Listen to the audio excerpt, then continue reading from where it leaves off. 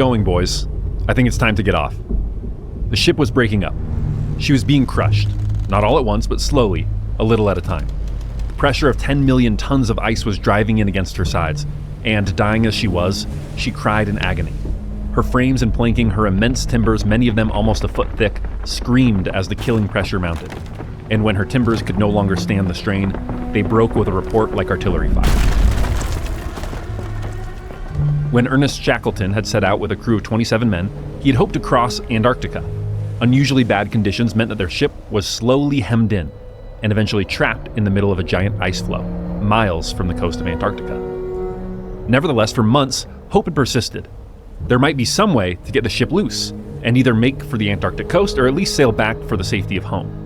The realization that the ship would not escape the ice floe came on gradually and then all at once. The men hastily constructed a camp and then watched as pressure from the ice floes tore the ship to shreds. As the masts cracked and crumbled and the ship slowly disappeared under the ice, the men of the Endurance took stock of their situation. It was 1915. They were hundreds of miles from civilization in one of the most inhospitable places on Earth with limited supplies. Everything about their situation was uncertain. They didn't even have solid ground beneath their feet. And their ever-changing location as the ice floes moved made forecasting a future or making a plan very difficult. They had some sledges and some snow dogs to pull them with, they had 3 lifeboats, and they had their own skills and will to live. And they would need it. As they stared out toward the bleak white horizon, as they considered the cold and the lack of supplies, their own unsteady position and their isolation, one thing became terribly clear. They were all likely to die out here. I'm gonna show you how great I am. This will have tiny power. I just want to say from the bottom of my heart, I'd like to take this chance to apologize to absolutely nobody.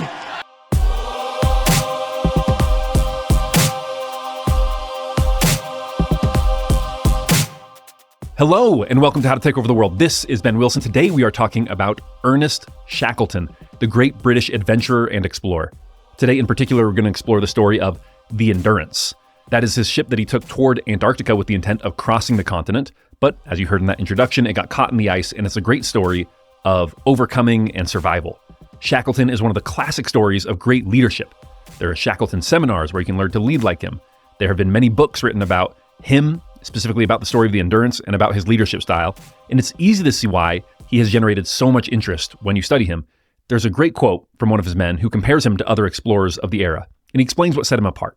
This guy says, "For scientific leadership, give me Scott." That's another explorer. "For swift and efficient travel, Amundsen. But when you are in a hopeless situation, when there seems no way out, get down on your knees and pray for Shackleton."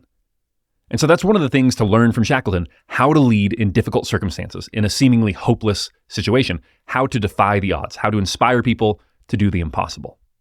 It's also an incredible adventure story, just unbelievable. A great story of the human capacity to survive despite unbelievably difficult circumstances. My sources for this episode were Endurance, Shackleton's Incredible Voyage by Alfred Lansing. That is the one I will be pulling from the most. It's actually one of the best books I have ever read. Incredibly well written, and a great account of one of the greatest stories of all time. Another source I use is Shackleton's own account called South, the story of Shackleton's last expedition. And then I also reference a little bit Shackleton by Ranulph Fiennes, although not so much. That one covers his whole life, and in this episode I'm going to be mostly talking about the story of the Endurance, but I cited it a couple times. Okay, with all that said, let's get into it. This is the story of Ernest Shackleton and the Endurance.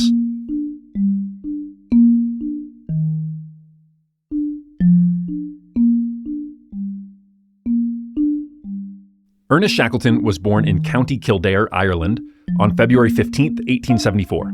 He was the second of 10 children, and like many of the people we cover on this podcast, he was not considered bright as a child. He did really poorly in school.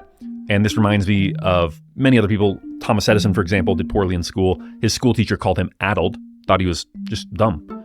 Similarly, Mr. Beast was a terrible student, and he thought he wasn't very bright growing up. I haven't done an Elon Musk episode yet, but similarly, his teachers did not think that he was all that bright as a child. And what all these people share in common is a very addictive personality that makes it difficult for them to focus on things that they are not interested in. And that was Shackleton as well. He was, of course, very smart, but he had this intense will, this intense desire to do what he was interested in. And so he was a voracious reader, but only when it came to reading things that he wanted to read. And he could hardly be bothered to read or study other things, the things that he was assigned in school. And that meant that, yes, he was a poor student, he didn't get very good grades, and he really struggled in the education system. He always had a thirst for adventure and exploration, so he joined the merchant navy. As I mentioned, he was in fact quite intelligent, as well as enterprising, curious, and good with people, so he rose quickly once he became a sailor.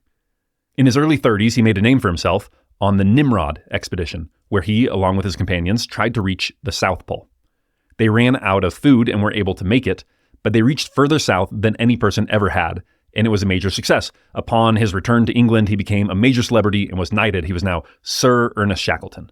So this happens in 1908, when Shackleton is 34 years old, and he was beaten to the South Pole just a short time later by the Norwegian explorer Roald Amundsen. And so Shackleton is a celebrity, he's accomplished a lot, but he is kind of disappointed from this loss to Amundsen. And so he comes up with a plan. He can't be the first man to the South Pole, but he can be the first man to cross Antarctica, the whole continent. So he'll land on one side, sledge across the entire continent, using a sled pulled by sled dogs, and then get picked up on the other side of the continent by a different ship. And Shackleton pitches it as an opportunity to regain Britain's honor. They had been beaten to the North Pole by the Americans, beaten to the South Pole by the Norwegians, but this would be an even more impressive accomplishment than either of those. Shackleton wrote, "From the sentimental point of view, it is the last great polar journey that can be made. It will be a greater journey than the journey to the pole and back, and I feel it is up to the British nation to accomplish this, for we have been beaten at the conquest of the North Pole and beaten at the first conquest of the South Pole. There now remains the largest and most striking of all journeys, the crossing of the continent."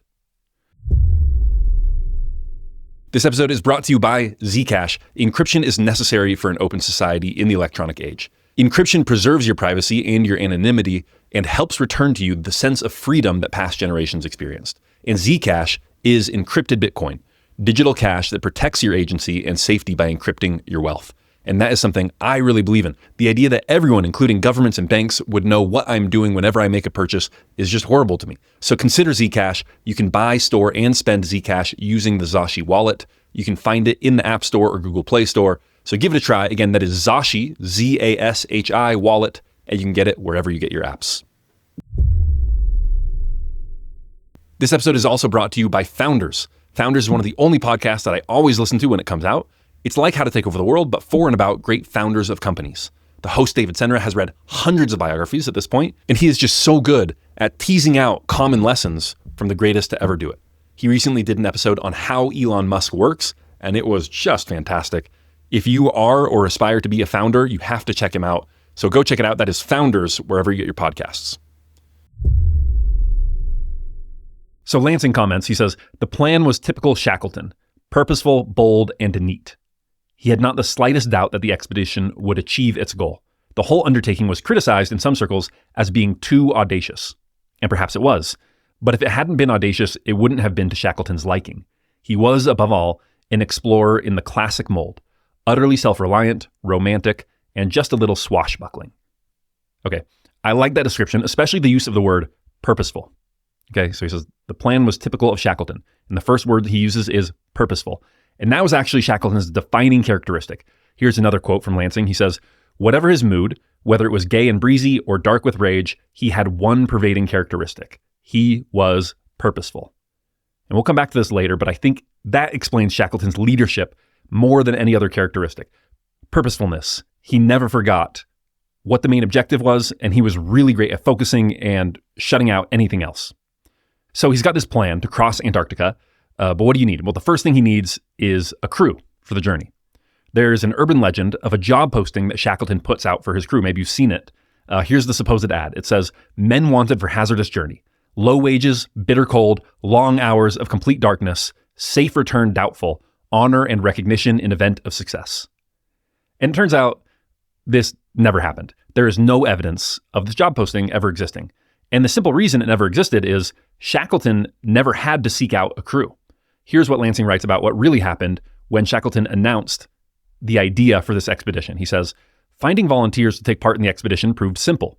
When Shackleton announced his plans, he was deluged by more than 5,000 applications from persons, including 3 girls, who asked to go along. Almost without exception, these volunteers were motivated solely by the spirit of adventure, for the salaries offered were little more than token payments for the services expected. They ranged from about $240 a year for an able seaman to $750 a year for the most experienced scientists. Okay, so the job posting is fake, but the idea is actually kind of true. People signed up in the thousands for a job with low wages, bitter cold, long hours of complete darkness, and low chances of a safe return because they were attracted to the excitement of this expedition. And I think that goes to show the impact of having an exciting vision. People want to be a part of it. They have this craving to do something bigger than themselves. I find his interviewing style very curious. So he's got, 5,000 people that he needs to get through. And I can't think of anyone else who I've studied who conducted interviews like Shackleton did. Listen to this, again from Lansing. He says, in the matter of selecting newcomers, Shackleton's methods would appear to be almost capricious. If he liked the look of a man, he was accepted. If he didn't, the matter was closed. And these decisions were made with lightning speed. There is no record of any interview that Shackleton conducted with a prospective expedition member lasting more than 5 minutes. And I guess if this style speaks to anything, it's trusting your instinct.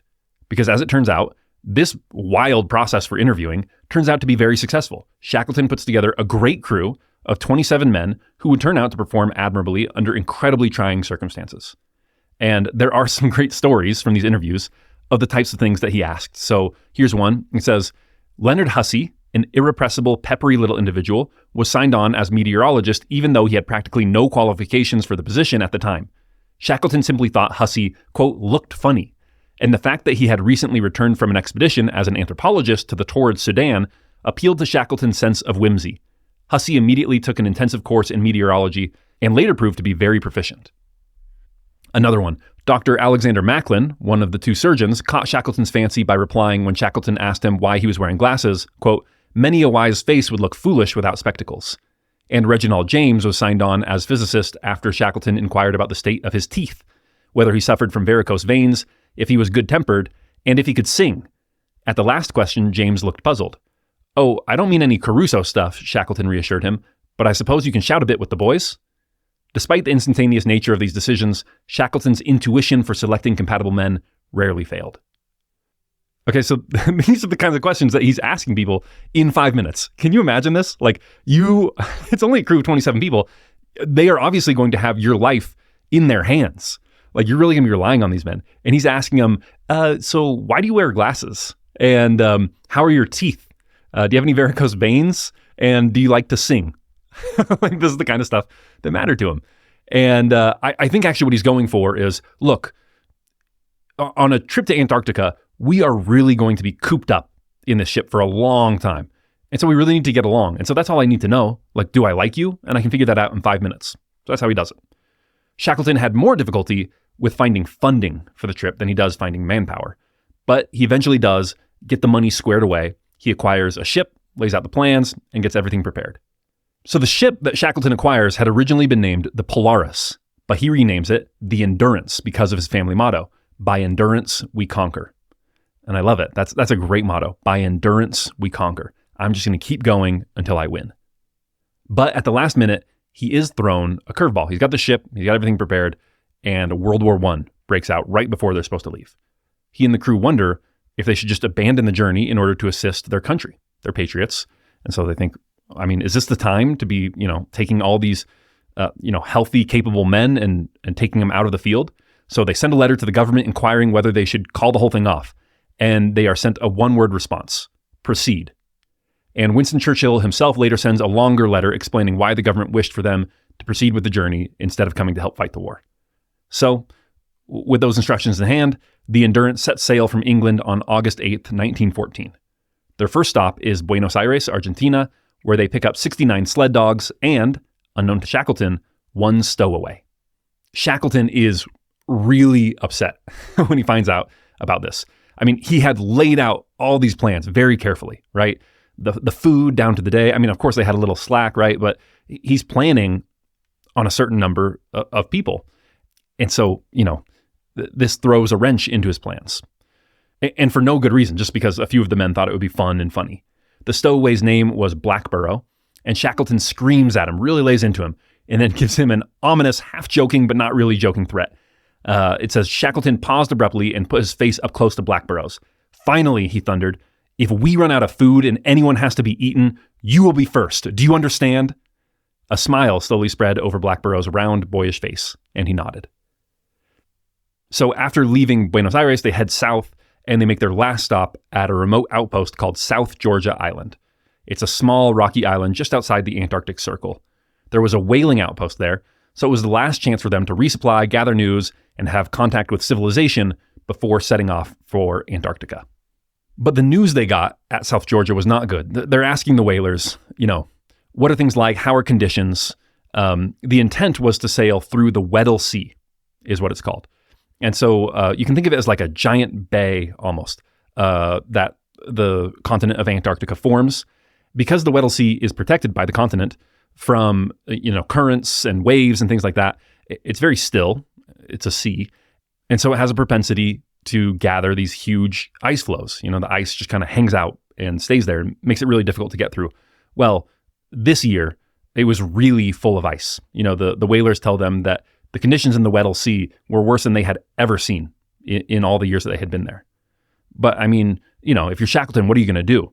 With a world war in full swing, if they turn back now, it could be years before they have a chance to return, if ever. This is their shot. And so on December 5th, 1914, the Endurance sets out from South Georgia. Almost immediately, the conditions in the Weddell Sea conspired to make their journey impossible. December is the middle of the summer in the southern hemisphere, and this was intentional. They were trying to go through during the summer when the ice flows were at their lowest and most navigable. But at every turn, they encountered more and more impassable ice. Shackleton wrote of this period in the journey, quote, "It was as though the spirits of the Antarctic were pointing us to the backward track, the one track we were determined not to follow." Just over a month later, they were able to navigate themselves to within sight of land. By February, the Endurance found itself trapped in the middle of an enormous ice flow. It being the southern summer, much of the ice was young and mushy. And so for weeks, multiple attempts were made to break out, to push through, they would get out of the ship and use picks, saws, and shovels to break up the ice and then try and, sail forward and cut a passage, but all to no avail. By February 24th, Shackleton realized that they were truly trapped and that the Endurance would need to winter where they were. Summer was turning to fall, and the young ice that had impeded them was freezing and gathering, cementing them in place. As one of the crew put it, the Endurance was frozen like an almond in the middle of a chocolate bar. Lansing says that, quote, "Among the men, the realization that the Endurance was really beset for good came very slowly, like a kind of creeping resignation, a bad dream from which there was no waking. Anxiously they watched each day, but the face of the pack remained substantially unchanged." This itself was not necessarily cause for panic. Though frozen in place, the Endurance was upright and not completely uncomfortable. Obviously, Antarctica is very cold, but the ship had extremely thick walls that made it really well insulated. So yes, it was cold, but inside the ship, with proper clothing and a little bit of heat, conditions were not that bad. And there were also plenty of supplies that could last them through the winter, and these could be supplemented by hunting seals and penguins. The hunting was actually quite easy because in the Antarctic, seals and penguins have no land predators or, ice surface predators, only sea predators like killer whales and sharks. So when a human approached, they just stood there and watched until the hunter closed in for the kill. Sometimes they didn't even have to shoot them. They would just club them over the head. And so with this hunting and their supplies, food's not a concern. At first, the primary preoccupation was with where the Endurance would end up. The ice flow that they were trapped in was being pushed by wind and current. Lansing says, quote, "The Endurance was one microcosmic speck, 144 feet long and 25 feet wide, embedded in nearly 1 million square miles of ice that was slowly being rotated by the irresistible clockwise sweep of the winds and currents of the Weddell Sea." Okay, so if you can imagine that, the Weddell Sea, like I said, pretty calm, but the water tends to just circulate in a clockwise motion. So they start at 3 o'clock on the eastern side, and then they're just being rotated around this sea, this giant bay. So they're being rotated, they're kind of spinning in the circle, and they're just waiting to see where they will end up when spring comes. And then, they're hoping they'll be able to break out and might be able to make a go at the continent, or whether they might just have to, sail home. The other thing besides absolute survival, physical survival, that they have to worry about and that other ships really struggled with is mental survival, right? Keeping your wits about you. They were just beginning the polar winter, where they would have to endure months of complete darkness. As Lansing says, quote, "In all the world, there is no desolation more complete than the polar night. It is a return to the ice age. No warmth, no life, no movement. Only those who have experienced it can fully appreciate what it means to be without the sun day after day and week after week. Few men unaccustomed to it can fight off its effects altogether, and it has driven some men mad." And there are plenty of accounts of boats that have ended up just like the Endurance, and the men are driven either suicidal or homicidal at each other's throats. They get depressed, lethargic. It's not hard to understand why when you hear those conditions, but there's very little depression on board the Endurance. And it's worth analyzing why. One thing is Shackleton's policy of hiring on, vibes only, as I said. If you recall, he interviews people for less than 5 minutes, and he's really just trying to get to know them. And so all these guys kind of get along. And so, they kind of goof off, and they're able to have a lot of fun. Some of the things they do, they put on mock trials for fake crimes. Here's a description of one of them. It says, "In the next night, Wuzzles Worsley," that's his nickname, "was put on trial for, quote, robbing a Presbyterian church of a trouser button out of the offertory bag and having turned the same to base and ignoble use. The proceedings were long and disorderly. Wild was the judge, James the prosecuting attorney, and Ord Lees the defense attorney. Greenstreet and McIlroy gave testimony against the defendant, but when Worsley promised to buy the judge a drink after the trial, Wild charged the jury to find the defendant innocent. Nevertheless, Worsley was found guilty on the first ballot." Okay, so they're putting on this big mock trial for this very funny fake crime of stealing a button from a church. They also had competitive sled races with men taking and placing bets on every race. So, they got all these sled dogs, they have these sleds, and so they form these little teams. And the teams, they form rivalries, and they have people betting on it and winning and losing little amounts of money, but also, cigarettes and tobacco and stuff like that. There were regular social occasions. Every Saturday night, the men were issued a little bit of alcohol, and it was drunk invariably with a toast, quote, "to our sweethearts and wives," to which a chorus responded, "May they never meet." During the month of June, the average reading was negative 17 degrees outside. That's Fahrenheit. Those are freedom measurements. Okay, so it is cold. So you'd think, how do you even survive in those conditions? And yet, the men did bundle up and take trips outside, enjoy breathtaking views when the full moon provided enough light to see their surroundings. Okay, so they're finding ways to occupy their time. And mentally, they're actually doing okay, despite, this horrible Antarctic winter. But in August, as the southern spring started to hit, this relative comfort started to turn into uneasiness. The ice was breaking up, and with it, their sense of security. The frozen floe that had held them in place had kept them, prisoners where they were, yes, but it had also kept them safe. Nothing was changing. They were just embedded in this million square mile ice floe. Now, a giant crack appeared, and the floe started to separate. The new pieces of the floe battered the side of the ship from time to time, causing it to shudder and tilt.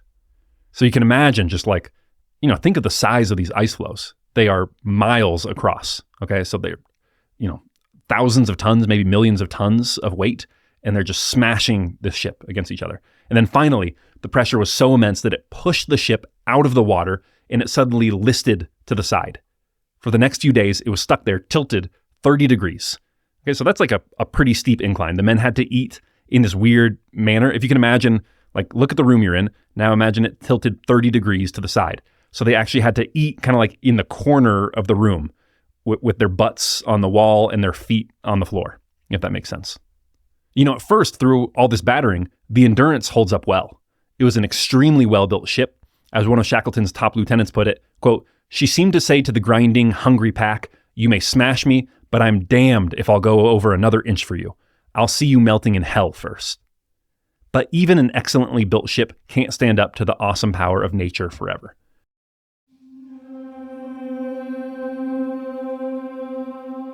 On October 24th, the men heard and saw a giant pressure coming. The whole Earth seemed to be in movement. One of the men wrote, "The whole sensation was of something colossal, of something in nature too big to grasp." I mean, just imagine that, right? Through the winter, you have been on this ice floe, and it seems solid and stable. And now all of a sudden, you have this wave of pressure come through, and the whole ground turns to liquid, right? It's just, everything is kind of upended. The ice pushed, crushed, and tore at the ship until finally a gash was made across the front of the Endurance and water came pouring in.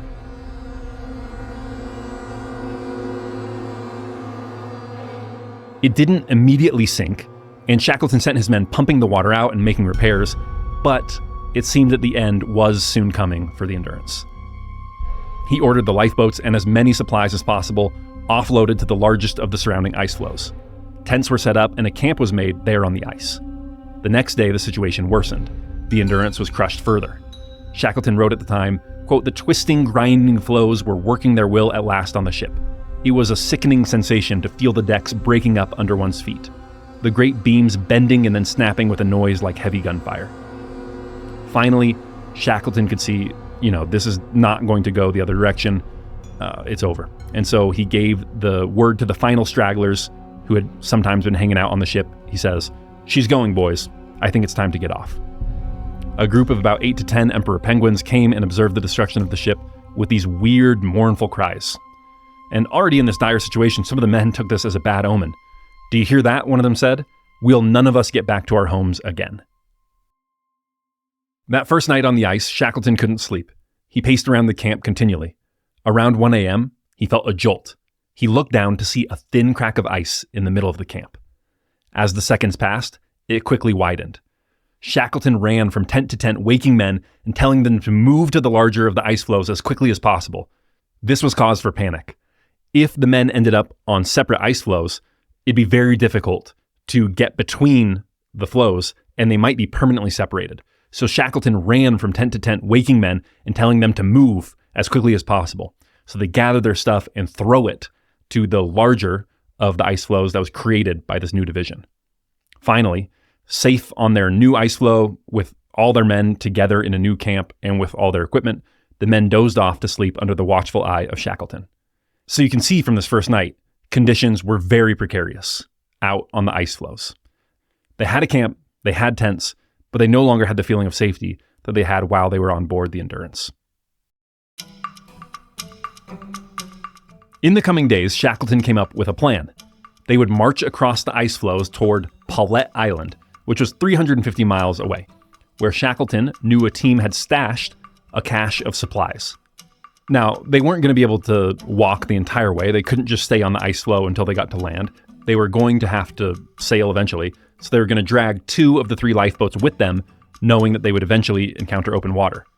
This was a desperate plan with the barest hope of success. And yet, once again, there was a notable lack of discouragement. The men were glad to have a plan and something to do.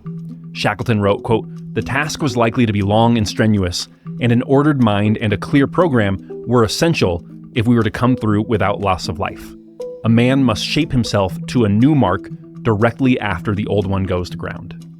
And I like that. That's a great lesson. If one plan fails, you need a new one as soon as possible.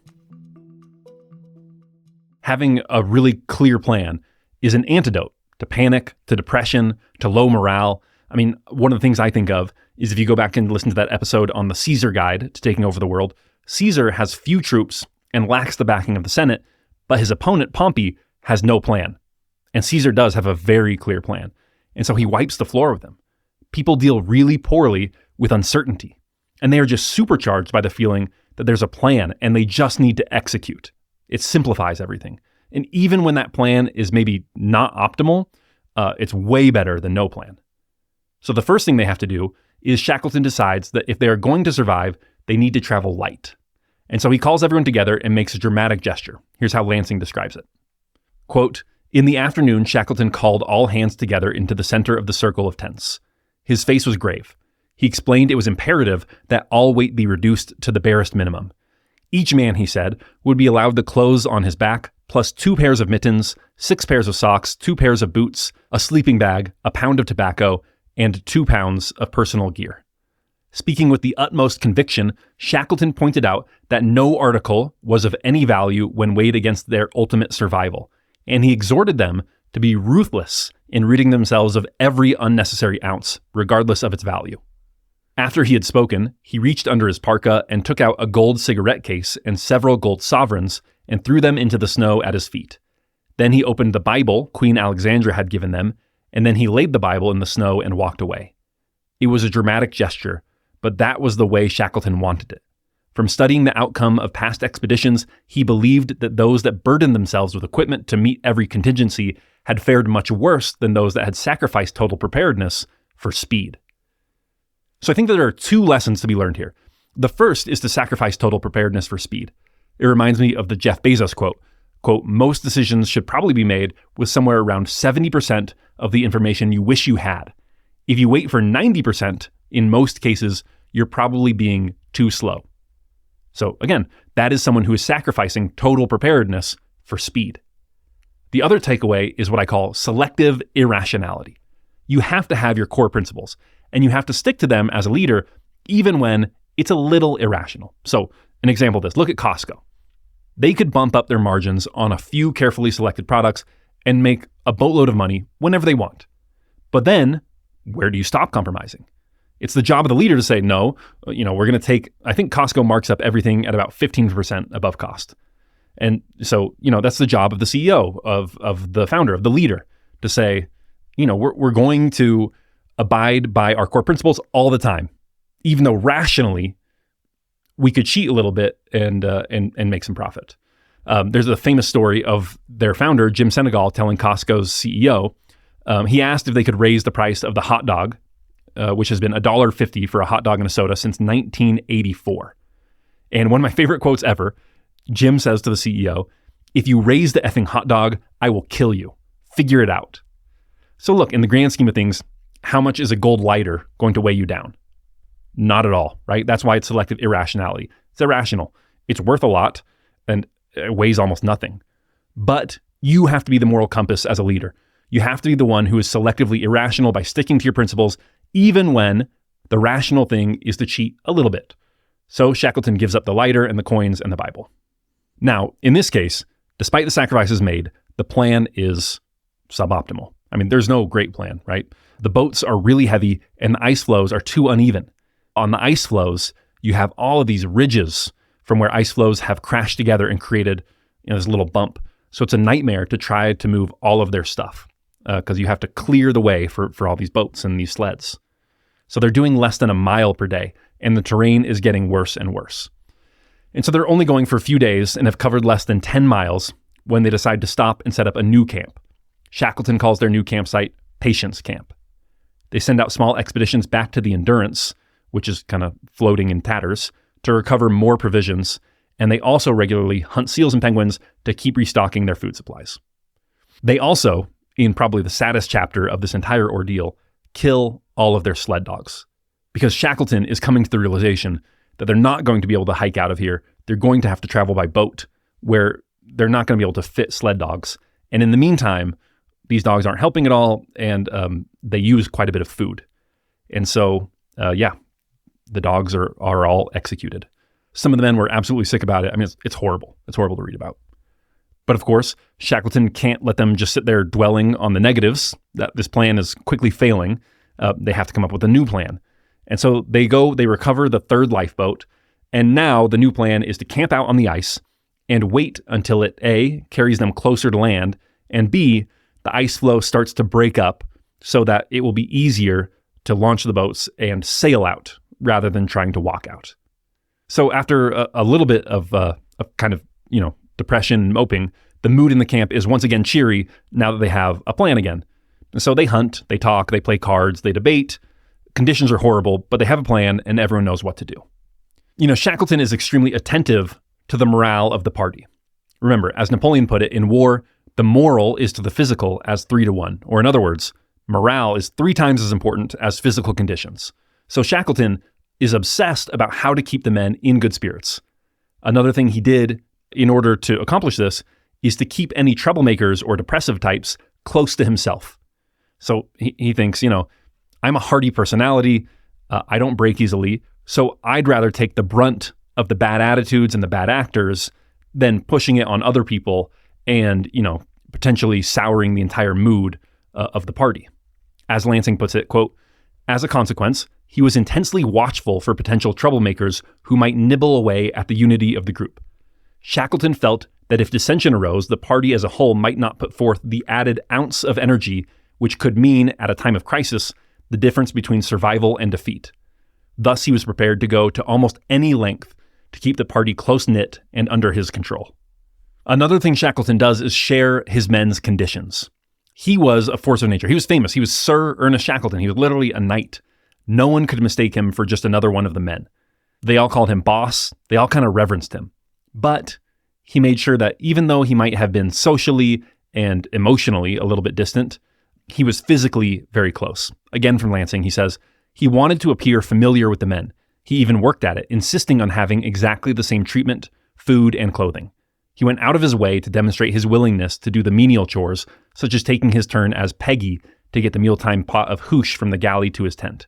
And he occasionally became furious when he discovered that the cook had given him preferential treatment because he was the boss. I think there's something really beautiful in that scene of his men trying to cheat to give him better treatment and him insisting that he share their exact conditions.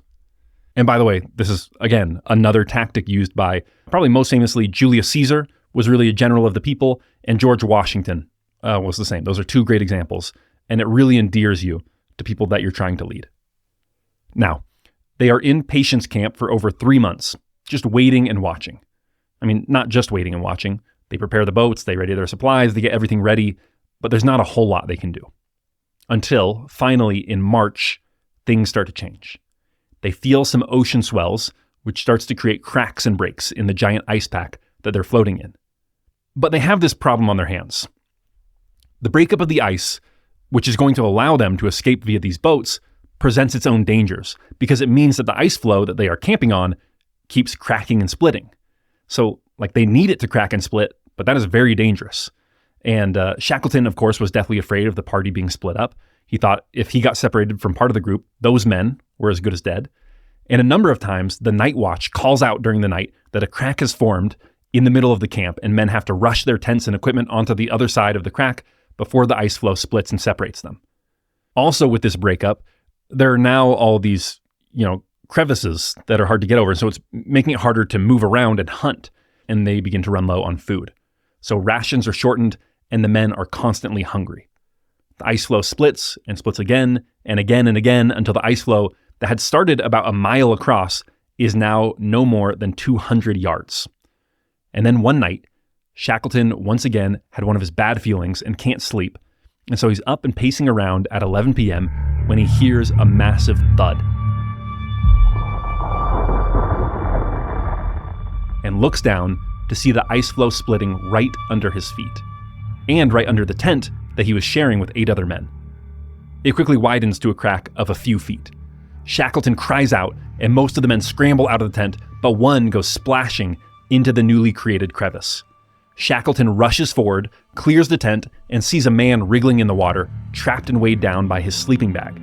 Shackleton reaches down, and with one tremendous heave, throws the man out of the water just before the ice comes crashing back together. Had Shackleton not grabbed him, he would have been crushed by thousands of pounds of pressure and pulverized.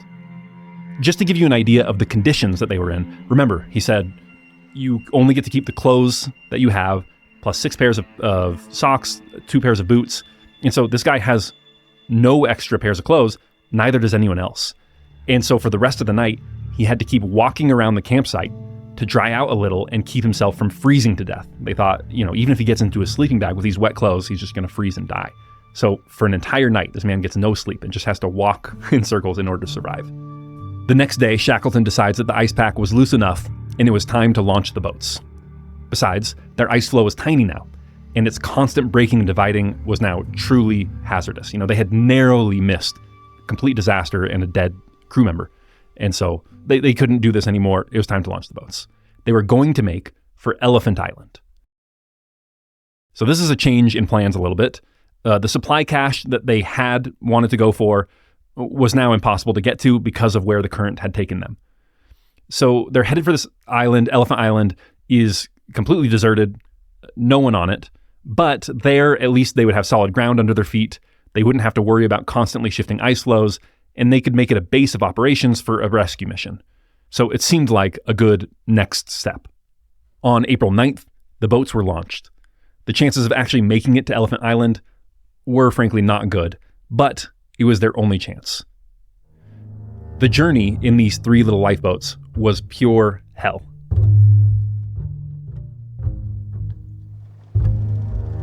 The already freezing air was made worse when freezing spray burst over them with every wave. Many of the men became seasick.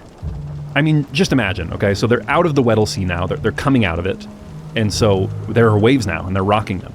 So imagine being huddled in a boat with at least 8 other men, and you're just really confined, it's very crowded. It's negative 20 degrees Fahrenheit outside. That is negative 29 Celsius, for those of you who are not American. And you're regularly getting soaked by sea spray. So not only is it negative 20, but you are usually soaking wet. You're hungry, you don't have very much food, and the food that you do have is often difficult to get to and not very good. You can barely sleep because of the rocking of the boat and the cold and the crowded conditions. And then throw on top of that storms, treacherous winds that often blow against you, unpredictable currents that seem to conspire to push you away from your destination at every turn. I mean, there are times when the wind and the currents are so bad that after 3 days at sea, their navigator checks their location and they have been just rowing and sailing as hard as they can for 3 days, and they check the location and they're 22 miles further from land than when they had started. So they had been working so hard basically just to try and stay in place, and they hadn't even quite managed that. I like Lansing's description. Here's a quote about after one particularly bad night of storms, when some of the boats almost sink. He says, quote, "But the dawn did come at last, and in its light the strain of the long dark hours showed on every face. Cheeks were drained and white, eyes were bloodshot from the salt spray and the fact that men had slept only once in the past 4 days. Matted beards had caught the snow and frozen into a mass of white. Shackleton searched their faces for an answer to the question that troubled him most. How much more could they take? There was no single answer. Some men looked on the point of breaking, while others showed an unmistakable determination to hold out. At least all of them had survived the night." And it's the little things that really get to you when you read about them. For example, the men have to keep wiggling their toes all the time. Their boots are full of water. Their boats are constantly flooding. And so their feet are like constantly submerged in water. And if they stop wiggling their toes, then the pain stops. So there's this temptation to stop moving around their feet because wiggling their feet keeps the blood flow going. But if they stop wiggling their feet, the pain goes away. It's all numbness. But what's happening is they are succumbing to frostbite. And, when they get to Elephant Island, their feet will have to be amputated. So you have all these men, in addition to worrying about, bailing out the boat and rowing and not going overboard and hunger and all this stuff, just like this little thing of, I constantly have to wiggle my toes. And if I don't, I'm going to lose my feet. Or another one is the fact that all of them had diarrhea from eating uncooked food on the journey. And so imagine all this stuff going on, and in the middle of it, you have this horrible stomach ache, and you got to put your rear over the side of the boat and diarrhea your guts out. And then as you're doing that, your bare butt is exposed to this negative 20 degree weather, and you're always getting splashed by waves as you're doing this. So, another one of these crazy facts is this water. It's ocean water, so it can go a little bit below 32 degrees. So I think the temperature is it's 30 or 31 degrees water. And it actually didn't feel bad. It felt good because it was below 0 degrees outside. So sitting in 30 degree water actually felt warmer than just the air. So, just imagine being in such a horrible, cold condition that sitting in your cold plunge, and by the way, 30, 31 degrees, that's colder than your cold plunge. So imagine that sitting in your cold plunge would warm you up. That's how cold it is. And then add on this, ice starts to form on the boats and it's weighing them down. And so they're like, oh, we're going to sink. And so they have to get axes and start chipping off the ice from the sides of the boat. It's unbelievably horrible conditions. They're kind of on the edge of life and death the entire time, especially at the end. They hadn't brought enough fresh water and ice to melt down. And so the men start to get thirsty. And so their tongues are swollen. Their lips are cracking. There's a serious threat. The most likely way they're going to die, if they die on this journey, is from thirst, at least towards the end. The other big danger, besides dying of thirst, so that's they don't get there soon enough, is that they miss it. It's a little island in the middle of the ocean, and there's this weird effect. So you've got Antarctica. Well, think about it this way. You've got the entire world. Think about the entire world. If you are ocean water and you go east or west, eventually you run into a continent, right? So you'll run into Africa, or you'll run into North or South America, Asia, Europe, whatever. There is one place where there's an entire band around the globe with no land, essentially. And it's the area just above Antarctica and just below South America, Africa, and Australia. Okay, so there's this band. And because there is no land to stop things, the water traveling west to east just keeps going and picking up momentum. So it's one of the strongest currents in the entire world. So this water is just like a whirlpool effect. Water and wind is just going really fast from west to east. And so if you get caught in this area, it's also super stormy because of these conditions. And so it's called Drake's Passage, just below South America. And it's like the stormiest water on planet Earth. And if you get caught there, you can't go back because of the current. Does that make sense? So if they overshoot Elephant Island, even by imagine they just barely sail past it, they're going to be caught in this current and they're taken east, at 1,000,000 miles an hour. There's no turning around. There's no getting back. So they could miss the island by a few yards and that's it. If they sail past it, there's no going back. And it's not easy to hit this. It's 1915. They have no GPS, no technology.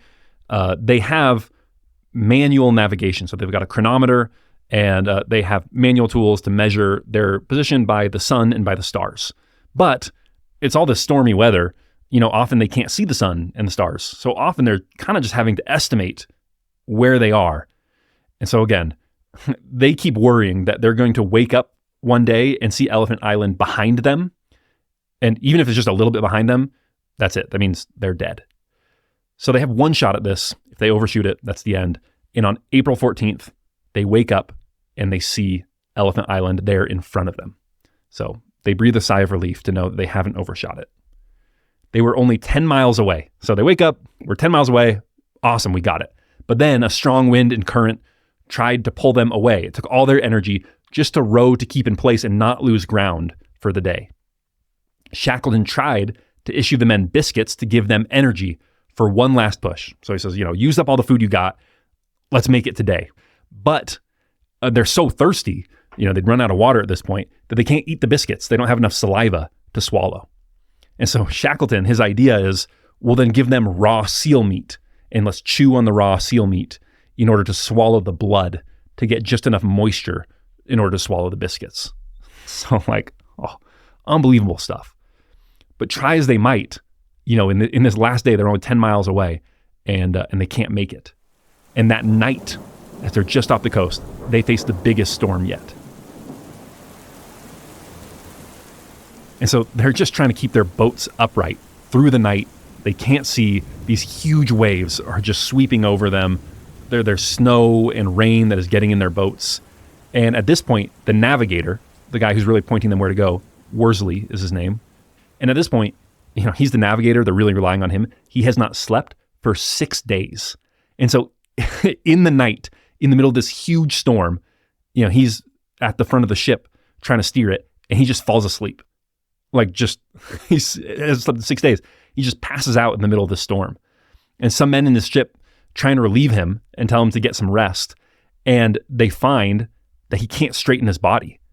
He's been 6 days in the same position, navigating through storms. Just imagine the strain on your nerves of being the navigator for 6 days through all these storms and not moving an inch, just concentrating for 6 days straight in order to not capsize, not lose your bearings, just hang on. And so he can't straighten up. His muscles have frozen him in place in the cold. And so the men in the ship have to gather around him and start rubbing his thighs and stomach to try and warm him up and loosen him up enough that he can actually stand up straight.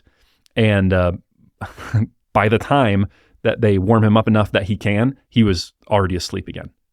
But somehow they make it through the night. And in the morning, The wind dies down just before dawn, and the sun rises over the horizon, and they see that they are just a mile from Elephant Island. And so they pull in and put their feet on solid ground for the first time in 497 days. Okay, I can only imagine what that feeling must have been like, just to have, there's nothing on Elephant Island. There are no trees, no fruit, no supplies, but just to have solid land under your feet. And of course, there are glaciers and snow on the island, so there's fresh water as well. When they arrive, Lansing writes, many of the men half stumbled about aimlessly, scuffling their feet in the pebbles or bending down to pick up a handful of rocks. Some even dropped full length to the ground to feel its sublime solidity beneath them. For a time, a few men simply sat down, shivering uncontrollably and mumbling gibberish to themselves. Just then the sun came out. In its light, their faces showed dead white from exhaustion and frostbite, and from being continually soaked with water. The circles around their eyes were so deep their eyes seemed to have sunk slightly into their heads. They readied some milk as quickly as they could, and each man's mug was filled. They drank it almost boiling hot, and its heat spread throughout their bodies, setting their nerves to tingling as if their blood had suddenly been thawed and begun to flow again. And then they sleep for basically an entire day. Elephant Island, to anyone else, it's considered a truly inhospitable place. It's just a rock. It's just a rock that happens to be near Antarctica. But in addition to a narrow strip of beach, Elephant Island did have a few things going for it. One was it had a nearby glacier to provide plenty of ice that could be melted into drinking water. And then the other thing it provided was large populations of seals and penguins that could be easily hunted for meat. Though, of course, there was this concern. No one knows when those seals and penguins will move on. They're migratory. So Elephant Island was a breath of fresh air, but they couldn't stay forever. And so Shackleton brought them a new plan. He and 5 others would take the strongest of the 3 lifeboats and sail it to an island with a whaling outpost 800 miles away. So this was South Georgia Island, that place that they had started from. And that was the last site of civilization they had seen. So from Elephant Island, actually South America was closer than South Georgia. But I told you about that area, that current that flows west to east. Okay, so if they try and just go straight north to South America, they're going to get blown off course by that current, so they can't make it. And so even though South Georgia is hundreds of miles further than South America, it's going to be easier to try and ride this thing all the way to South Georgia Island.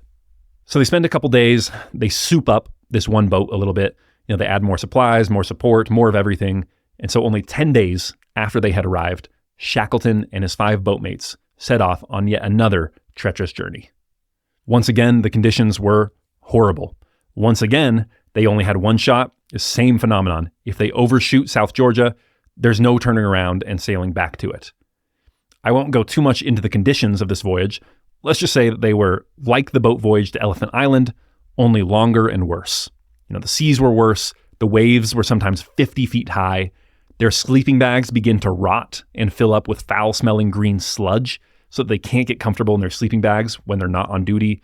Lansing paints a good picture of this boat midway through their journey, saying, "Here was a patched and battered 22-foot boat, daring to sail alone across the world's most tempestuous sea, her rigging festooned with a threadbare collection of clothing and half-rotten sleeping bags. Her crew consisted of 6 men whose faces were black with caked soot and half hidden by matted beards, whose bodies were dead white from constant soaking in salt water. In addition, their faces, and particularly their fingers, were marked with ugly round patches of missing skin where frostbites had eaten into their flesh. Their legs from the knees down were chafed and raw, and all of them were afflicted with saltwater boils on their wrists, ankles, and buttocks." On May 8th, after 2 weeks at sea, South Georgia was sighted. So they're going through these 50-foot waves. It was just crazy. But 2 weeks into their journey, they see the island. And so once again, they get this false hope. But nature still had more tricks up her sleeve. First, they encounter hurricane-force winds going the opposite direction, which is not normal, right? You basically always get winds from west to east, but right when they're almost at the island, they get these hurricane-force winds going the opposite direction. But they get through this hurricane, and they're finally closer than ever. They're only a few hundred yards, and they're almost on top of the island when they notice a reef that threatened to tear open the ship at the last minute. they're just a few hundred yards from their destination, but they can't swim it. It's too cold. The situation's too desperate. And so suddenly, like, they're almost on top of the island, and now they're rowing as fast as they could away from it as the tide brings them closer and closer to this reef that threatens to just tear up their boat so close to their destination. The navigator Worsley said that he thought, quote, not so much of dying, because that was so plainly inevitable, but of the fact that no one would ever know how terribly close we had come. Can you imagine that feeling? Like, oh, we're dead. And I'm not thinking about death. I'm just thinking, man, no one's ever going to know that we basically made it. We were only a couple hundred yards away. So I'll read now from Endurance by Lansing of what happens. It says, quote, he waited at the helm, silent and tense, braced for the final shattering impact when the boat's bottom would be torn out against some unseen rock. As he watched, the water streaming down his face and dripping from his beard, the sky to the east crept into view. She's clearing it, he screamed. She's clearing it. Miraculously, they can't back up enough away to get away from this reef, but somehow the water just carries them over it in a wave and into this uninhabited bay on the south side of South Georgia Island. When Shackleton and his boatmates arrive, they find a dribbling little stream running down from a glacier, and they just fall on their knees and start drinking. They set up camp and fell into a long, uninterrupted sleep. They were now so close to their goal. They're on the island. There's a whaling station on this island, and yet they are still deceptively far from it. Their boat was in no condition to make it back out of the bay and around the island, so they can't sail, to the station. They're on the island, but they're on the wrong side of it, and they can't sail around it.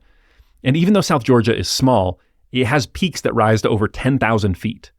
And in the 75 years that whalers had been coming there, no one had ever crossed the island. It was basically impassable, especially for a weak, bedraggled, poorly supplied group of castaways. And yet, Shackleton realizes there's no other path. They're going to have to climb it.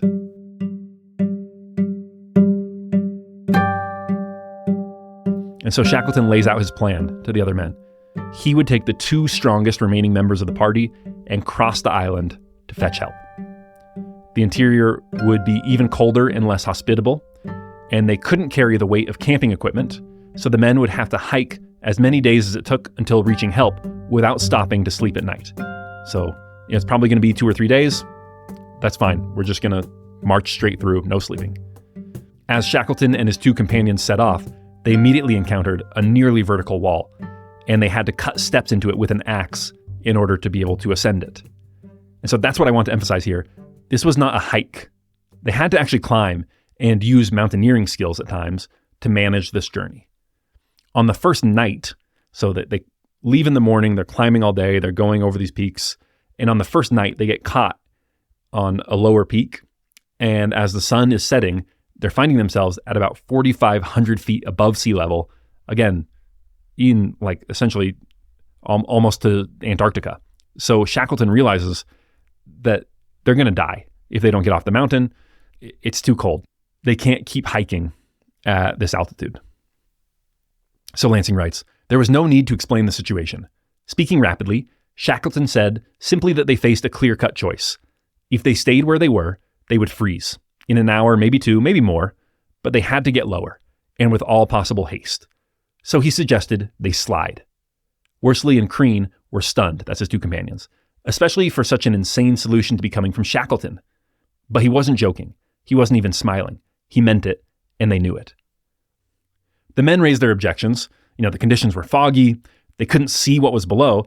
This is a huge risk. If we just start sliding down this mountain, what if there's a cliff or a crevasse? We'll just fall. And Shackleton says, yeah, if there is, then we might die. But if we stay here and we try and hike out, we know we'll die. So eventually they're like, okay.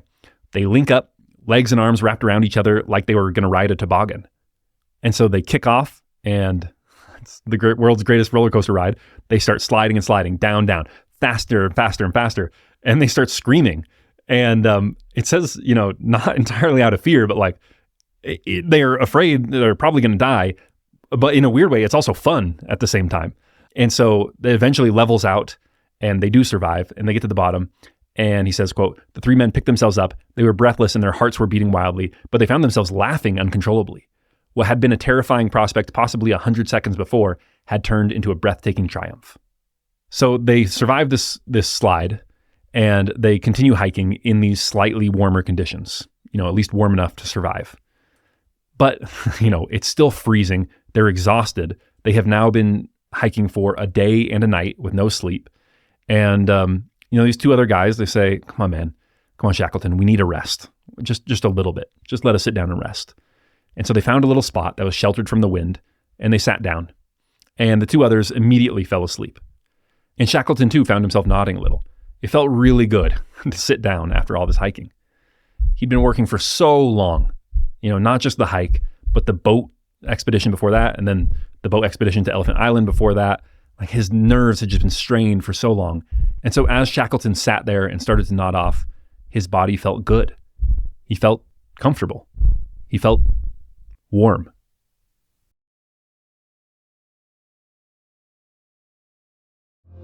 But just as Shackleton started to nod off, he jerked his head up.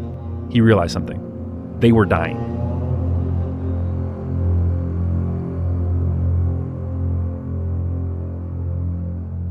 He had been on enough polar expeditions to know that this was how men froze to death. That spreading warmth was death creeping into his body. He woke up the other men and told them it was time to move. He lied and said that they had been asleep for 30 minutes to hopefully help them believe that they were a little more well-rested than they actually were.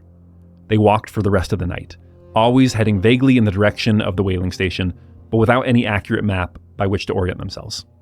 Finally, at 6:30 as they're hiking, Shackleton thought he heard something from over the hill. Was that a whistle? The men waited with bated breath. They knew that the whaling station blew a wake-up whistle at 6:30 a.m. If he had indeed heard it, then a second whistle would sound at 7 to announce the start of the workday. For a half hour, these three men counted down the minutes. And then exactly at 7 o'clock, they heard it. The unmistakable sound of the factory whistle. They quickly stood up and moved toward the sound. Their path led them into a canyon with a stream. Eventually the canyon narrowed until they had to wade up to their knees in this water. They then heard a sound that chilled their blood, a faint roar. As they drew nearer, their worst fears were realized. It was a 25-foot waterfall. They were too close now to hike back out the canyon and try and find another way down. They didn't even know if there was another way down. The only way out was through. They had a rope with them, which they tied to a rock. And one by one, they lowered themselves down until they finally jumped into the pool of freezing water down below them. They swam out of the pond and onto solid ground and looked up. From there, it was only a mile or so to the whaling station.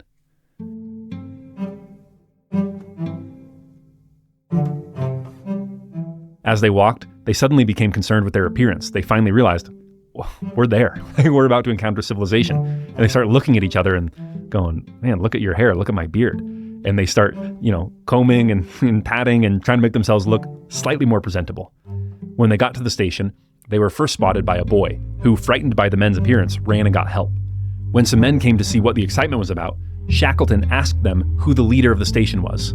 He was told it was an old Norwegian sailor named Sorrel.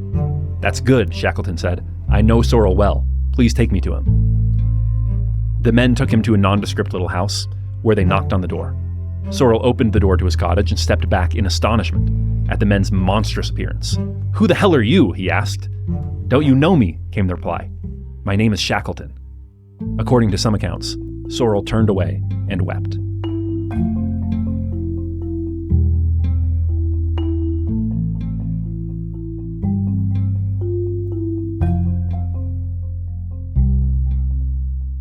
The men were given a chance to groom themselves and bathe.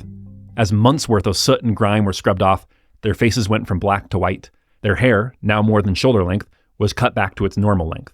Long flowing beards were trimmed back. Worsley accompanied one of the whaling ships to rescue the other three sailors on the south side of the island. Shackleton writes what happened next. Curiously enough, they did not recognize Worsley, who had left them a hairy, dirty ruffian and had returned his spruce and shaven self. They thought he was one of the whalers. When one of them asked why no member of the party had come around for the relief, Worsley said, "What do you mean?" "We thought the boss or one of the others would have come round," they explained. "What's the matter with you?" said Worsley. Then it suddenly dawned on them that they were talking to the man who had been their close companion for a year and a half. That evening, a banquet of sorts was held at the whaling station. Lansing writes, quote, 4 white-haired veteran Norwegian skippers came forward. Their spokesman, speaking in Norse with Sorrel translating, said that they had sailed the Antarctic seas for 40 years and that they wanted to shake the hands of the men who could bring an open 22-foot boat from Elephant Island through the Drake Passage to South Georgia. Of the honors that followed, and there were many, possibly none ever exceeded that night of May 22nd, 1916, when, in a dingy warehouse shack on South Georgia, with the smell of rotting whale carcasses in the air, the whalermen of the Southern Ocean stepped forward one by one and silently shook their hands. Besides this little banquet, Shackleton took no time to celebrate or rest. 22 men were still waiting for him on Elephant Island. A number of rescues were attempted, but had to be abandoned because of the ice floes, which were still heavy around Elephant Island. It had been 3.5 months since Shackleton and his 5 companions had sailed for South Georgia, and most of the men were starting to come around to the idea that Shackleton was dead, and with him, any hope of rescue. And then, on the morning of August 3rd, as the morning fog lifted, there it was, a ship. It stopped a few hundred yards offshore, and a few men got onto it. Even from the shore, the men could make out the unmistakable figure of Ernest Shackleton. As the boat pulled near, Shackleton shouted out, "Are you all right?" "All well," they replied. One of the men asked Shackleton to come ashore and see how they had upgraded the hut since he had left. But Shackleton had that singular focus which distinguished him, that purposefulness. Even at this moment, he wouldn't be distracted by anything that wasn't essential to the mission. His men weren't safe yet. "No," he told them, "hop on board. Let's go home." Well, they did go home, and that is the miracle of the story, that all 28 men made it home, safe and alive. One of them had a heart attack on Elephant Island, but lived through it, although weakened, obviously. And then, I talked about the wiggling of the toes. Blackborough, the stowaway, actually did stop wiggling his toes at one point, and so one of his feet had to be amputated. But everyone survived, and that is actually very little damage to come away from such a perilous journey. So there's a lot to say about my takeaways from this story. I have rarely found myself so moved, but I'll just rapidly say a few of my takeaways and save the rest for my follow-up episode. So the first thing, travel light. It's better to be nimble and move quickly rather than try to be prepared for everything. Remember, morale matters more than material conditions. Focus on making sure that your team is properly motivated. To that end, have a plan. Nothing kills motivation like uncertainty. Remove all uncertainty. A simple, imperfect plan is far preferable to waiting for a perfect plan. As George Patton put it, a good plan violently executed now is better than a perfect plan executed at some indefinite time in the future. Stick to your most important principles and hold your team to them, even if you have to be selectively irrational. Think of Shackleton ditching the golden lighter. Have that focus on your mission. Think of Shackleton refusing to see the hut. That purposefulness. If it's not the core mission, we're not doing it. And then lastly, the beauty of just the human will to survive. One of the most beautiful stories I've ever read, one of the best books I've ever read. If you haven't read Endurance by Lansing, you are missing out on an absolute classic. And then I will finish with one last quote. It is remarkable that one of the greatest stories of all time has come to us from what is essentially a failed expedition. And yet few journeys have so inspired and motivated the human race. I think that is part of the beauty of an audacious plan. Even in failure, the result is spectacular. And on that note, I'll close with a quote from the architect Daniel Burnham that I think encapsulates that sentiment perfectly. He said, "Make no little plans. They have no magic to stir men's blood and probably will not themselves be realized. Make big plans. Aim high in hope and work, remembering that a noble, logical diagram once recorded will never die, but long after we are gone will be a living thing, asserting itself with ever-growing insistency." Until next time, thank you for listening to How to Take Over the World.